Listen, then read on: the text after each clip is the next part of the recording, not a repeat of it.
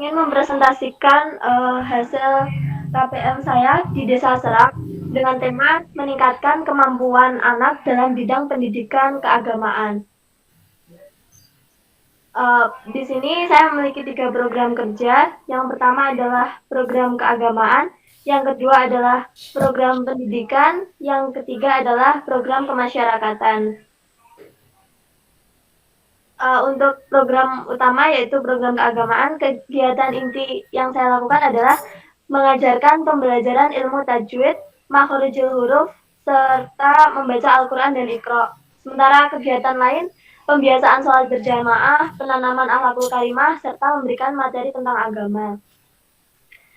Untuk kegiatan inti itu sendiri, mengajarkan anak-anak di TPA Desa Serak yang saya lakukan setiap hari pukul 3. Kegiatan yang dilakukan di TPA antara lain adalah mengajar ngaji Al-Quran dan Iqra, terus menjelaskan ilmu tajwid, karena sebelumnya saya lihat bahwa anak-anak itu belajar ngajinya masih hanya sekedar bisa membaca tanpa tahu kaidah membaca yang baik dan benar. Jadi saya memilih untuk mengajarkan ilmu tajwid itu, serta mempelajari sifat-sifat huruf.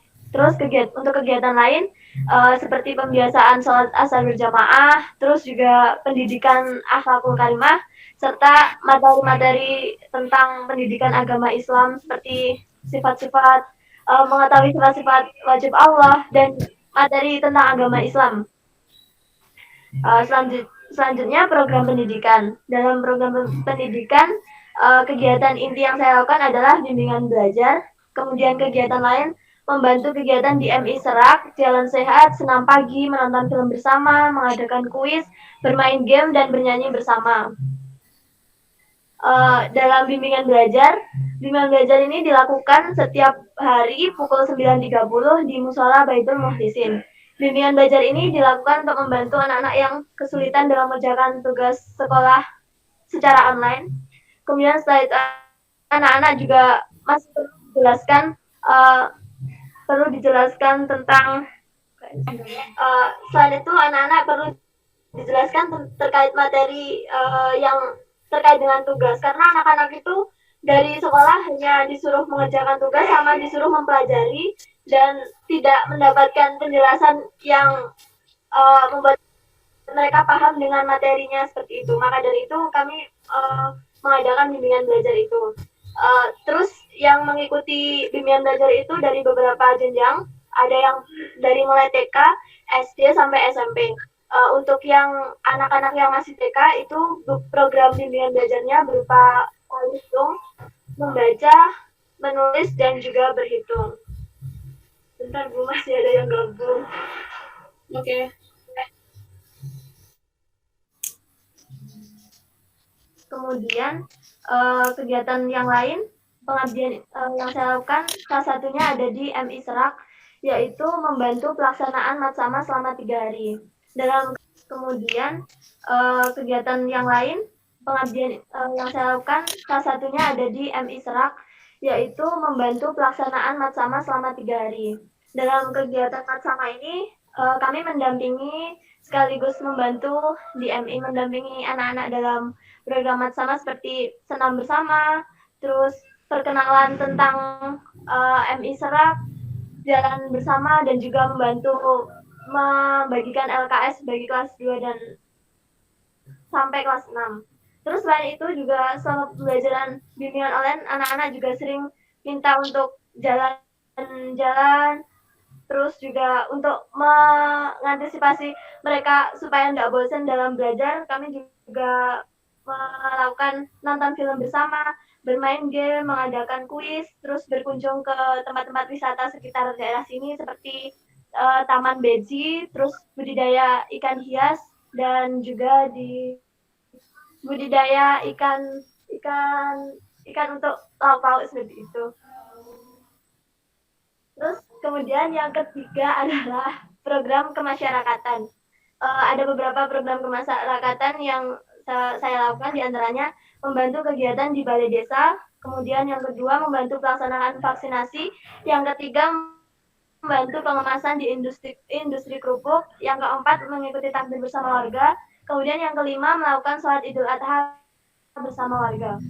Di sini gambarnya di kegiatan balai desa kami membantu untuk bagian administrasi, terus kemudian kami juga membantu pembagian masker bersama Babinsa dan juga kami membantu pemasangan banner.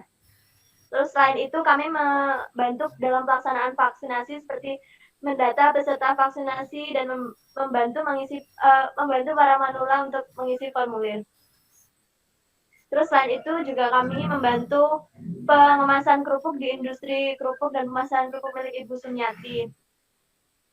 Terus yang terakhir kami mengikuti takbir bersama warga di Musola Baitul Mukhlisin serta mengikuti salat Idul Adha bersama warga di Masjid Baitul Solihin. Terima kasih, sekian dari saya. Assalamualaikum warahmatullahi wabarakatuh.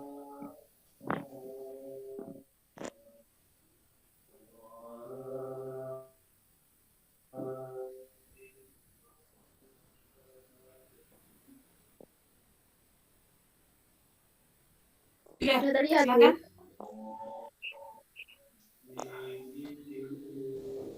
Sudah, Mbak? Oke, ya. Bismillahirrahmanirrahim. Assalamualaikum warahmatullahi wabarakatuh. Waalaikumsalam warahmatullahi wabarakatuh. Saya akan mempresentasikan hasil dari kegiatan daring dari rumah, namun bertempat di pondok selama kurang lebih 1,5 bulan. Yang pertama kami melakukan, info dulu. Dalam satu tempat di Pondok Al Barokah ada 4 divisi, yaitu temanya pendidikan, keagamaan, juga ekonomi dan kesehatan. Oke. Masing-masing ada 19 orang, 6 orang, 4 orang, dan 15 orang. Totalnya ada 44 orang. Kemudian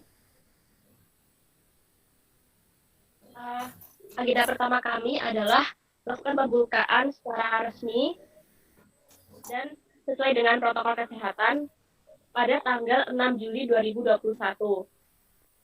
Dihadiri oleh pengasuh pondok pesantren dan juga kepala madrasah diniyah. Kira-kira acara sekitar 1 sampai 2 jam bersama dengan sesi foto-fotonya. Kemudian yang kedua, proker dari divisi pendidikan. Yang pertama itu pembentukan TPQ dan bimbel, kemudian syawir, halaqah Quran, dan juga lomba festival anak soleh. Yang pertama TPQ dan bimbel. TPQ dan bimbel itu merupakan merintis dari awal, Bu. Jadi sebelumnya memang belum ada, dan karena kemarin ada masukan dari kepala madrasah daripada sorokan Al-Quran, makanya dibentuklah TPQ. TPQ itu dibuka tanggal 6 juga, dan tiap 1 minggu masuk 4 kali. Saat ini TPQ sudah ada 31 peserta dari lingkungan sekitar. Kemudian yang kedua itu ada peserta eventnya juga ya, Bu, Festival Anak Soleh.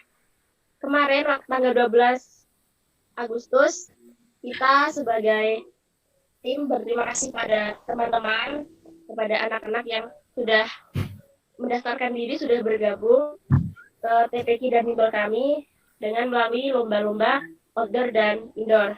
Yang lomba indoor itu ada hafal surat dan juga lomba adzan, dan yang lomba outdoor ada lomba makan kerupuk, estafet tongkat, dan juga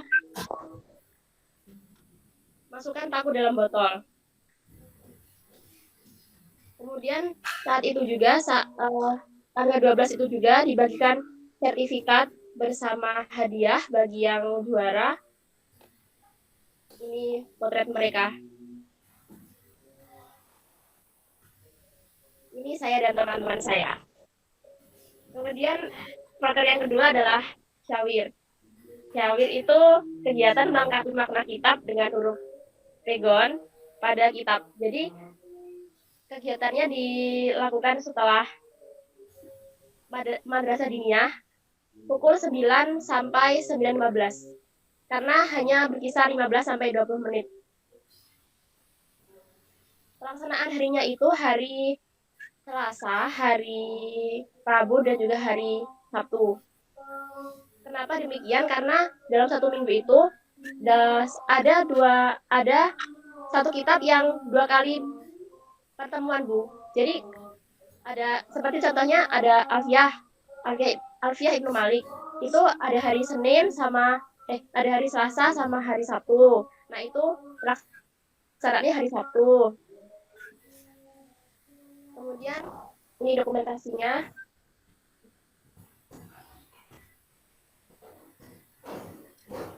Yang ketiga yang menjadi bahan artikel saya adalah Halaqah Quran. Ini sebelumnya juga belum ada dan belum pernah ada. Dilaksanakan setelah sholat maghrib.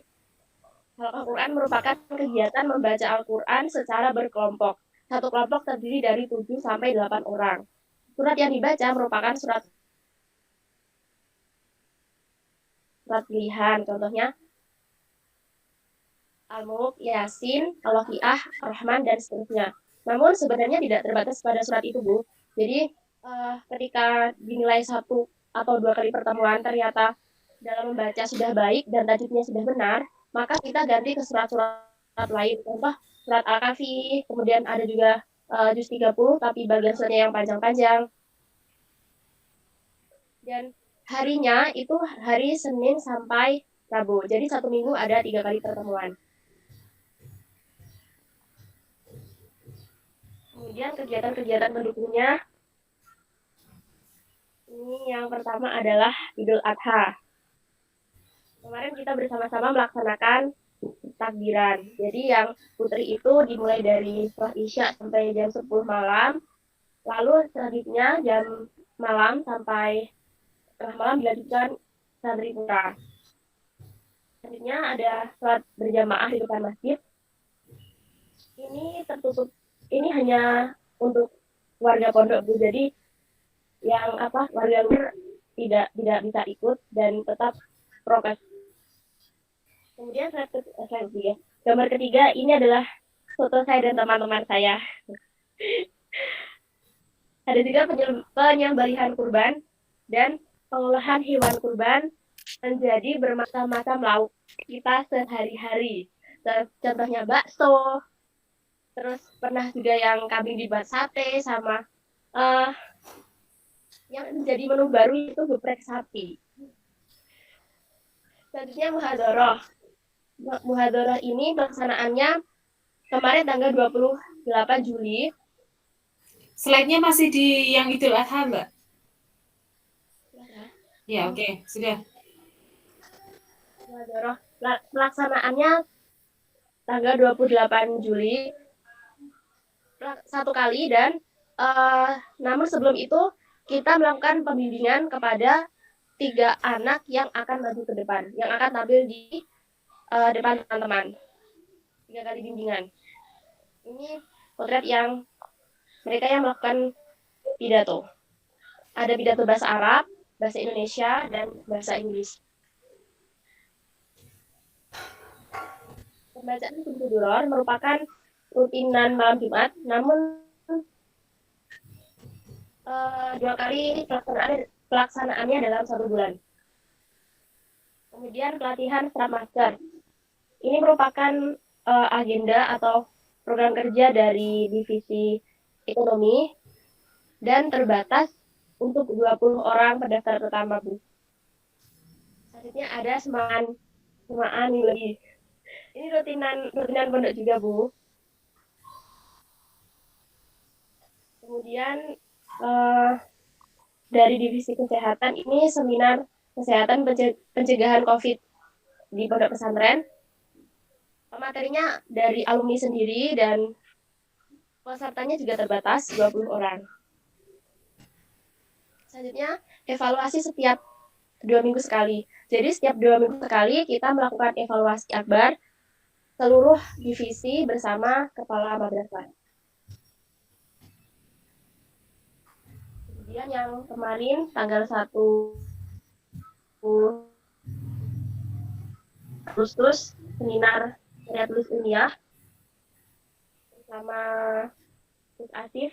Beliau merupakan dosen di YIN Surakarta dan putra ketiga dari pengurus atau pemilik pondok pesantren. Yang kedua ada sosialisasi kesehatan. Nah, ini memang dokter Bu, tapi istrinya Gus istrinya beliau. Istrinya Gus Asif ya? Iya, istrinya Gus. Karena kemarin waktu melakukan sosialisasi COVID itu, beliau tanya, ini ada acara apa gitu kan. Terus kami bilang bahwa acara dari divisi kesehatan, ngoten. Terus beliau tanya lagi, kenapa mboten langsung Mbak Zahra mawon? Beliaunya ada dan insya Allah juga bisa, ngoten. Terus akhirnya ada seminar lagi,